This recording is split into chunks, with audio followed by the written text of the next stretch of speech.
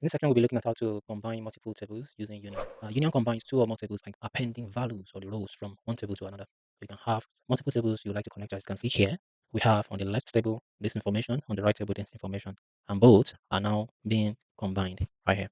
Let's see how we can do that in Tableau. The data we have is a Microsoft Excel. So if you go here where it says monthly sales 2017, click on that. And we can see we now have January 2017, February, and March. Let me show you how that looks like in Excel right here. You can see the three tabs as well, January 2017, February, and March as well. So you can see they are the same information that we have across the three tabs. All right, so what makes it different from what we did earlier using the relationship is that the way this data was collected was by month, right? So this whole data represents all the data that were collected in January, and this for February, as you can see here, and as well here in March. So how do we work with this together? As we have a question, a business question like how much have we made to date, right? Year to date says. So from the beginning of this year to the current month, from January to March, how much have we made? So we will not be able to answer that question if we don't have the three tables together in Tableau. Okay, so let's see how we can create the union in Tableau. So it's important to note that one of the conditions of establishing a union is that the three tables, or depending on the number of tables you have, in this case, the three tables must have the same structure. By structure, I mean they must have the same number of columns and matching fields as well. The field name must be the same in this table as well as this table as well as this table. So we have matching field names and the same number of fields as well. So once we have that in place, then we can go ahead with our union. And over here in Tableau as well, another requirement is that we must have the three tables, in this case, coming from the same connection, right? So